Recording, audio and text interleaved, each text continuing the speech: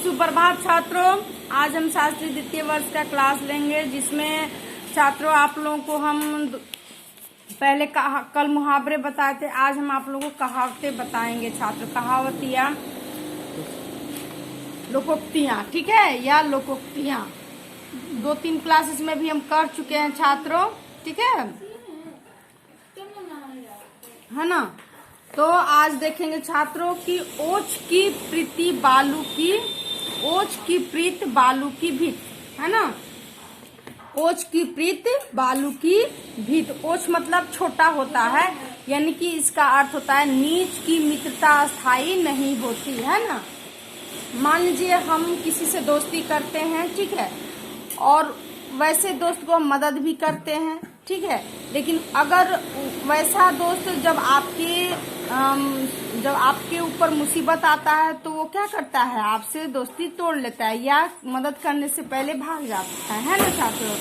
तो उसी को कहते हैं ओछ की प्रीत बालू की भीत, यानी कि जो छोटा व्यक्ति होता है, जो नीच व्यक्ति होता है, उसका प्रीत जो होता है, जो उसका प्रेम होता है, वो एक बालू की भीत की तरह होता है। यानी कि बालू का भीत कभी बन सकता है, भीत मतलब दीवार, है ना, वो तो टूट भार जाता है, गिर जाता है। तो इसी तरह जो नीच की दोस्ती होती है वो अस्थायी नहीं होती है छात्रों, है ना। तो उसी को कहते हैं ओछ की प्रीत बालू की भीत, है ना। ओखली में सिर दिया तो मूसल से क्या डरना, है ना। यानी कि किसी भी हालत में काम करने पर उतारू होना, यानी कि कहता है ना कि ओखली में सिर दिया तो अब मुसल से क्या डरना, यानी कि अब ओखली में सिर दे रहे तो मुसल तो चलेगा, यानी ओखली सिर तो ये टूटेगा ही। तो यानी कि किसी भी हालत में काम करने पर उतारू होना, यानी कोई ऐसा काम जो नहीं करना चाहते हैं, लेकिन अब उस पर हम हाथ डाल दिए कि नहीं ये काम हमको करना है, तो वो करके ही छोड़ेंगे। उसी को कहते हैं ओखली में जब सिर दिया है तो मुसल से क्या डरना, यानी कि अब माथा कुचाए मुसल से या टूटे, जो भी होगा हमको ये काम करना है। उसी को हम कहते हैं कि ओखली में सिर दिया तो मुसल से क्या डरना। अगला है छात्रों, एक अनार 100 बीमार, है ना। एक अनार 100 बीमार, तो इसका अर्थ होता है कि एक चीज को अनेक चाहने वाले, है ना। तो कुछ ऐसी वस्तु होती है जिसको चाहने वाले बहुत सारे लोग होते हैं, लेकिन उसमें क्या होता है कि किसी को नहीं मिल पाता है ना। यानी कि एक अनार है, अनार को चाहने वाले बहुत सारे बीमार आदमी है, और मार्केट में अनार खत्म हो जाए तो कहाँ से होगा। तो वही एक चीज को अनेक चाहने वाले को ही कहा जाता है एक अनार 100 बीमार। ये बहुत प्रसिद्ध लोकोक्तियां हैं छात्रों।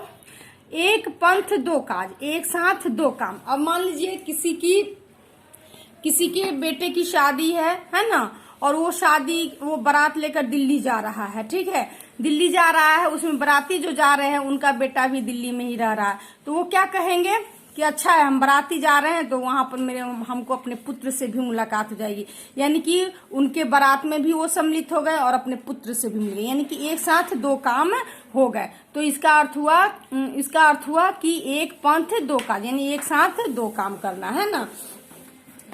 एक म्यान में 2 तलवारें, 2 विरोधी स्वभाव वाले व्यक्तियों का एक साथ रहना, यानी कि एक म्यान में कभी भी 2 तलवारें नहीं रह सकती। उसी तरह अगर 2 व्यक्ति जो विरोधी हैं, एक दूसरे के दुश्मन बने हुए हैं या स्वभाव से एक दूसरे के विरोधी स्वभाव के हैं, तो कभी भी वो साथ नहीं रह सकते हैं। उसी को कहा जाता है कि एक म्यान में 2 तलवारें, ठीक है। अगला है छात्रों, एक हाथ से ताली नहीं बजती, है ना। ये भी बहुत प्रसिद्ध लोकोक्तियां हैं कि कोई भी काम एक तरफा नहीं होता। कहता है ना 2 व्यक्तियों में जब लड़ाई होती है तो कहता है उसकी गलती है, उसकी गलती है।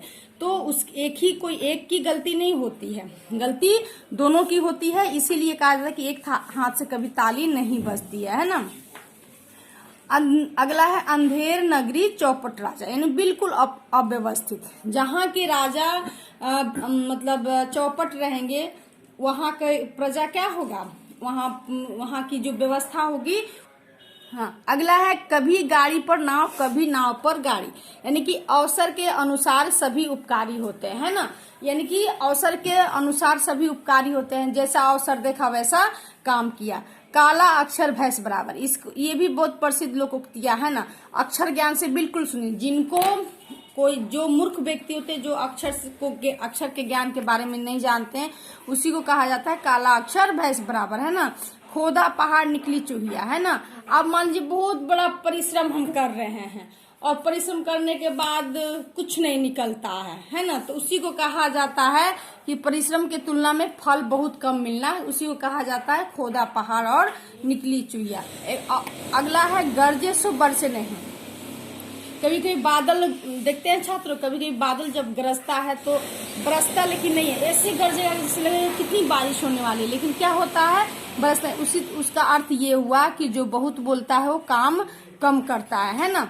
कुछ ऐसे व्यक्ति होते हैं कि बोलने में ही ये दिखा देते हैं कि हम बहुत काम वाले हैं, लेकिन जब उनसे कहिएगा कि ये काम कर दीजिए तो वो जीरो साबित हो जाएंगे, यानी वो उस काम को नहीं कर पाते। उसी कहते हैं कि जो गरजता है वो बरसता नहीं है। अगला है गुड़ खाए गुलगुल्ले से परहेज, है ना, दिखावटी परहेज। हाँ, दिखावटी परहेज। कुछ ऐसे व्यक्ति होते हैं कि हम नहीं खाते हैं गुड़, हमको डायबिटीज है, लेकिन वो क्या करते हैं, गुड़ खा लेते हैं। गुड़ मीठा होता है, गुलगुला उससे कम मीठा होता है, उसको लोग क्या करते हैं कि हम परहेज कर रहे हैं, हम मीठा नहीं खाएंगे। जैसे डायबिटीज के पेशेंट होते हैं ना, तो वो खा लेते हैं मीठा चीज और कहते हैं नहीं खाएंगे क्योंकि हमको डायबिटीज है। तो वही कहता है कि गुड़ खाए गुलगुल्ले से परहेज। ठीक, गुरु गुड़ चेला चीनी, हाँ, ये भी बहुत प्रसिद्ध लोकोक्तियां हैं छात्रों।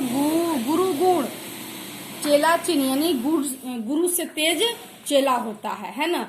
वही तेज गुरु जो देखता है कि चेला कुछ अपनी चालाकी करने लगता है तो गुरु कहता कि ओ गुरु गुड़ और चेला चीनी हो गया, यानी कि गुरु का कोई महत्व नहीं है। जो गुरु सिखाया चेला को, वो चेला इतना तेज हो गया, तो इसी को कहते हैं गुरु गुड़ चेला चीनी, है ना छात्रों। आज तक यही, अगले क्लास में इसके अगले कहावतों को या लोकोक्तियों को देखेंगे। धन्यवाद।